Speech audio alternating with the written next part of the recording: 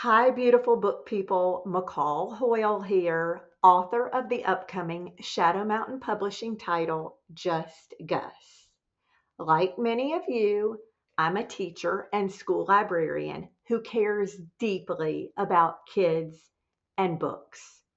I believe now more than ever, young readers need hopeful, thought provoking stories that help them think deeply about their own lives and also help them explore the lives of others in their classrooms, their communities, and their world.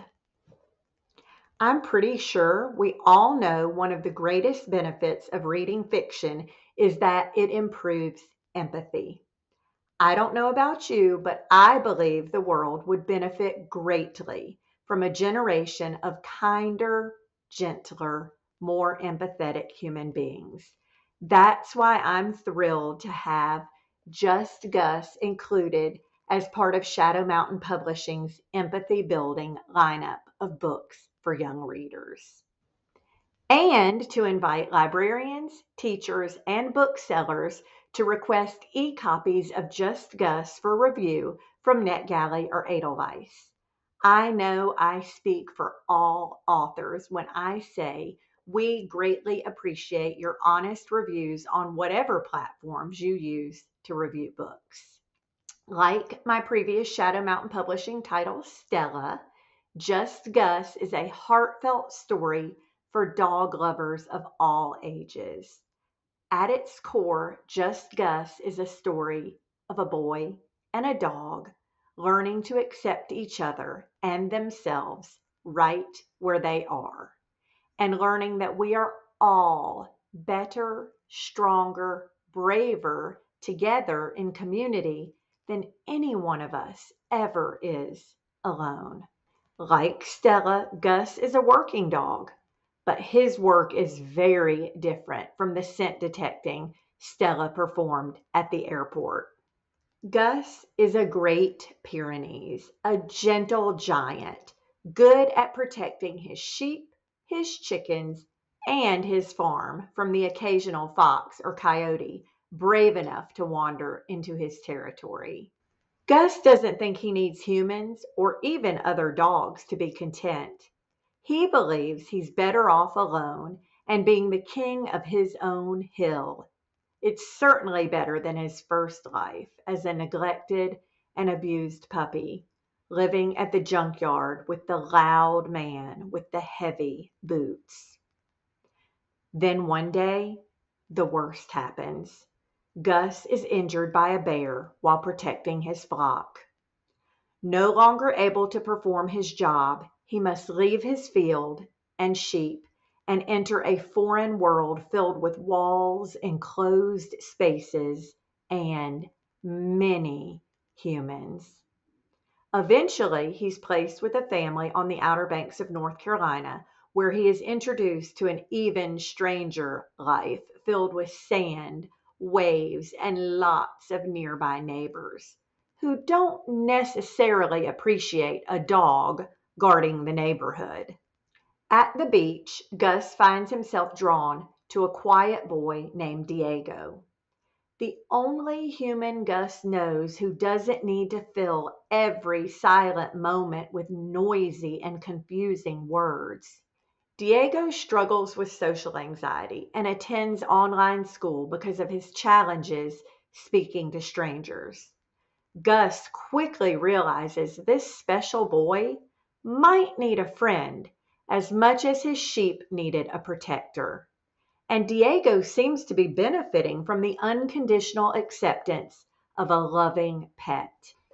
But Gus is not your typical family pet. He was meant to fend off wolves, not snuggle on the couch like a defenseless chihuahua. If he's to have any chance at true connection with his new flock, he will have to let down his guard and let go of the independence he uses to protect himself from the hurts of the human world. He'll have to learn to control instinctive behaviors like barking, marking, and patrolling, or risk being banished from the neighborhood by the grumpy president of the Homeowners Association. Ultimately, Gus will have to learn that taking risks of the heart are worth it, but that they might require more bravery and strength even than fighting a bear. If he does, he might find the one thing he didn't even know he was missing: his pack, his people, his family. Like Stella, Just Gus explores themes of anxiety and trauma, but also the importance of connectedness and hope. And although the book deals with serious issues, Gus's doggy point of view and observations of human life lend lighter moments to the story. Like when Gus puzzles through why a seemingly nice man, aka the local veterinarian, visits the farm, pricks the animals with his stinger, offers them funny tasting treats, then drives away shortly after in his enormous truck that smells like more animals than even Gus's stellar nose can identify. Gus and Stella are the same, but different. Stella is the story of a retired scent detection dog. Stella's story is about unconditional love and second chances. Stella had to learn to face her fears and find the courage to do the things she thought she could not do after a tragic mistake at the airport resulted in the loss of her handler and best friend's life. Ultimately, Stella was about finding the courage to do something when we feel paralyzed by fear. Gus is also about a second chance, but a different kind of second chance. Gus must take a second chance of the heart, must learn to connect with others even when he's experienced hurt and neglect in the past. Ultimately, Gus is about learning that sometimes it requires more courage to trust someone else and do nothing than it does to rush into action. Sometimes the bravest thing a person or a good dog can do is be still and present with another living being and be mindful of the moment without trying to do anything. That might be where all true healing begins for any of us. Although Just Gus is a standalone novel, readers who enjoyed Stella will appreciate that Gus's story opens in the familiar setting of the sheep farm where Chloe, Esperanza, and Stella live, and will enjoy glimpses into those familiar characters' lives as they transition into a whole new world with Gus, another working dog. Like Diego and so many kids today, I know what it's like to feel anxious and lonely. Even though I was surrounded by noise and people and friends as a kid, I was unusually sensitive, struggled with my weight and body image issues, and frequently felt like I didn't quite belong, even with my friends. But there was one place that I always felt an overwhelming sense of calm and complete acceptance. That place was alone with one of my pets, reading on my bed with my cat Scruffy, playing in the creek with my dog Willie, or exploring the woods on horseback. Every kid, every human for that matter, deserves a place to belong and experience complete acceptance, whether that's at home, in a classroom, or sitting on the porch with a loving pet. Apple. I truly believe that readers read because they want to feel something.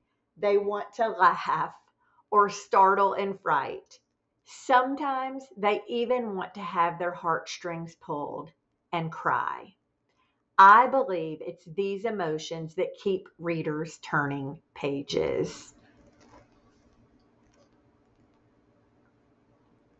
And I find the best way to make readers feel something is to feel something myself and to write about the emotions from the most emotionally vulnerable moments in my life, like being labeled a troublemaker in high school and succumbing to the temptations of alcohol and unhealthy relationships, like the unexpected loss of my father in my late 20s, or even my own children's struggles with anxiety and depression.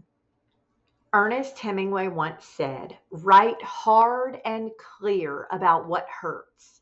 It can be hard and scary, but I agree." And even though I'm currently writing hopeful books for children, from a dog's point of view, not stories about my own life, I try to be authentic and real about the feelings expressed by characters in my book. I believe the right book in the right hands of the right librarian or teacher or parent has the opportunity to change lives.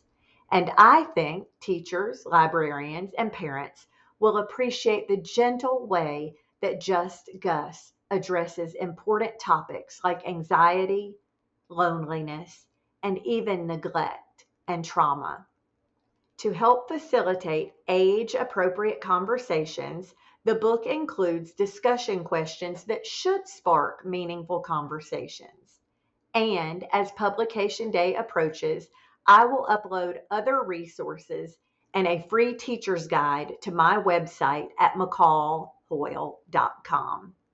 Teachers and librarians are also welcome to reach out to me at McCallHoyle.com about virtual and in-person events.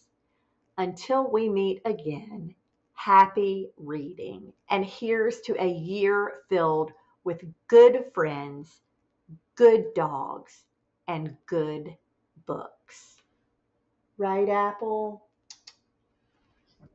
Right, Apple?